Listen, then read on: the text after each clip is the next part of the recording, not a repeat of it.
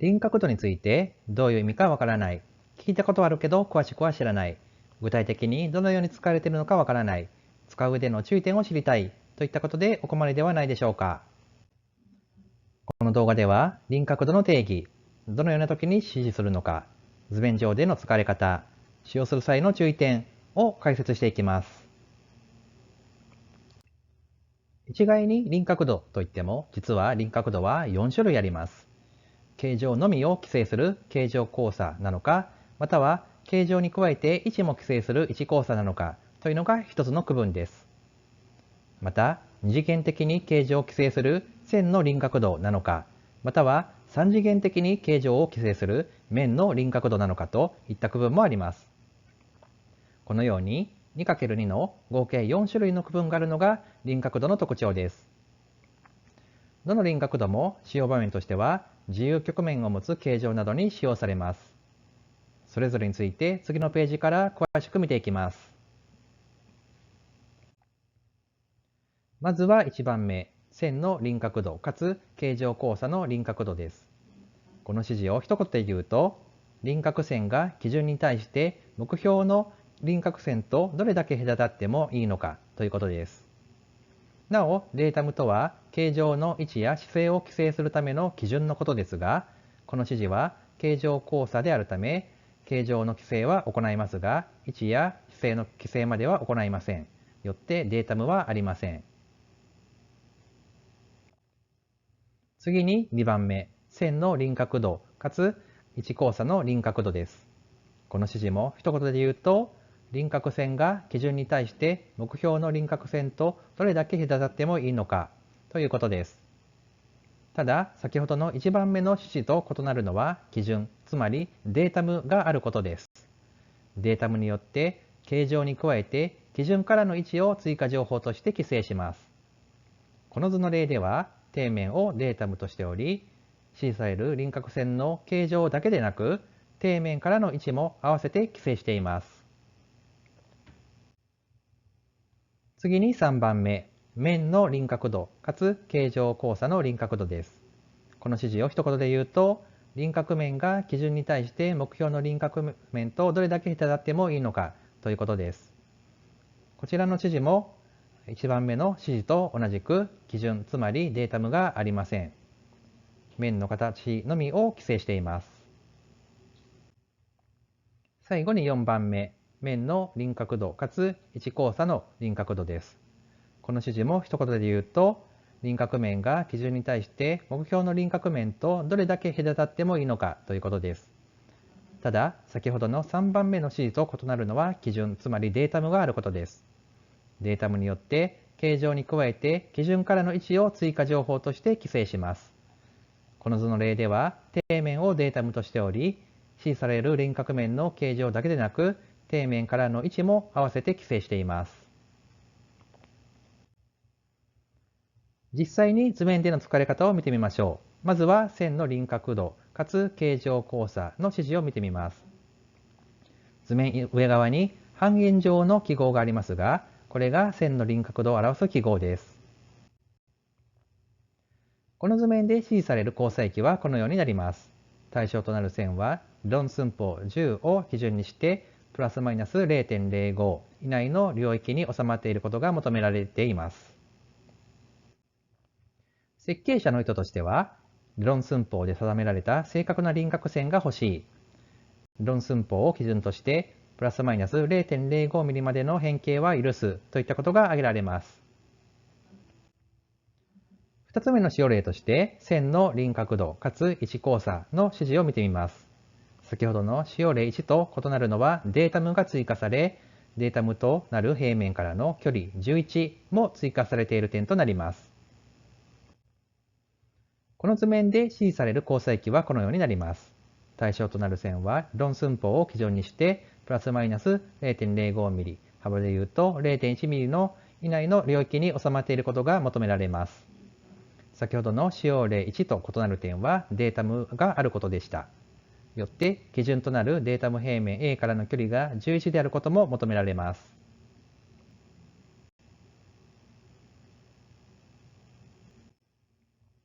設計者の意図としては、理論寸法で定められた正確な輪郭線が正確な位置に欲しい。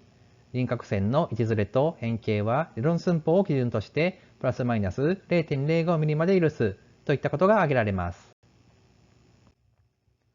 ここでさらなる理解のために線の輪郭度におけるデータ無のありなしについて深掘りします。図のようなサンプル A とサンプル B を見てみます。サンプル A は奥行き方向に対して高さが11で同一、つまり傾きがないのに対し、サンプル B は奥行き方向に対して高さが高くなっていく、つまり傾きがあるとします。まずサンプル A について先ほどの使用例1の図面指示を満たすかどうかを見てみます。これは問題なく図面指示を満たします。次にサンプル A が先ほどの図面指示2を満たすかを見てみます。これもサンプル A の高さが11なので、データ無によって位置が規制されても問題なく図面の指示を満たしています。次にサンプル B が使用例1の図面指示を満たすかどうかを見てみます。変更形状は図面通りの形状なので、傾きがあっても問題なく図面指示を満たしています。次にサンプル B が使用例2の図面指示を満たすかどうかを見てみます。結論から言うと、図面指示を満たすかどうかは測定位置によるということになります。どういうことかと言いますと、線の輪郭度は測定物の任意の断面における指示です。よって手前側の高さ11のところで測定すると、データ無からの距離11という規制も満たし、トータルの意味で図面指示を満たすのですが、奥側の高さ13付近のところで測定すると、データ無からの距離11という規制を満たさないので、結局図面指示を満たさないということになります。今までの結果を表にまとめるとこのようになります。データ無がある1交差の指示の場合、場合によっては図面指示を満たさないことがあることに注意です。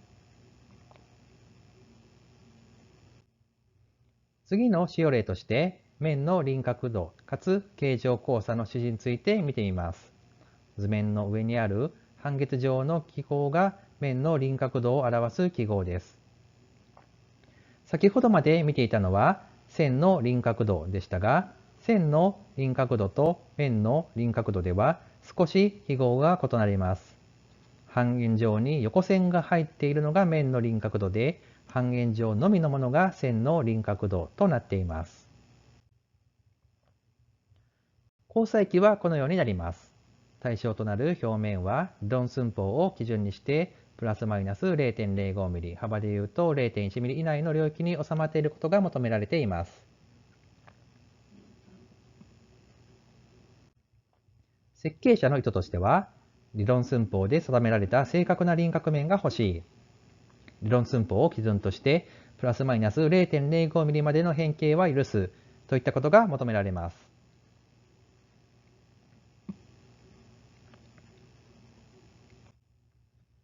4つ目の使用例として、面の輪郭度かつ1交差の指示を見てみます。先ほどの使用例3と異なるのは、データ無が追加され、データ無となる平面からの距離11も追加されている点となります。この図面で指示される交差域はこのようになります。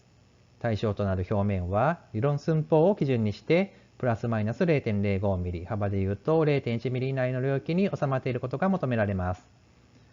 先ほどの使用例3と異なる点はデータ無があることでした。よって基準となるデータ無平面 A からの距離が11であることも求められています。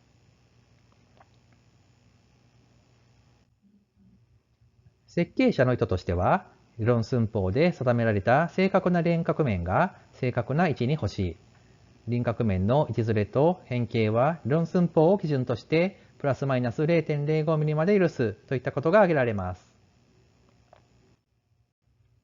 ここでさらなる理解のために面の輪郭度におけるデータ無のありなしについて深掘りしていきます。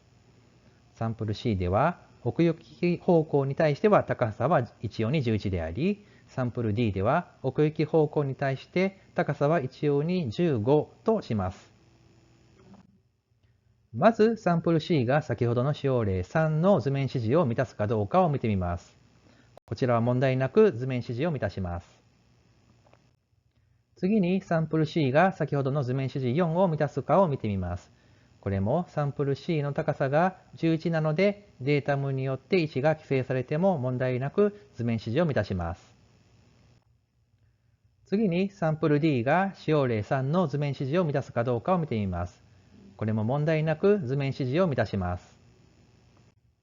次にサンプル D が使用例4の図面指示を満たすかどうかを見てみます。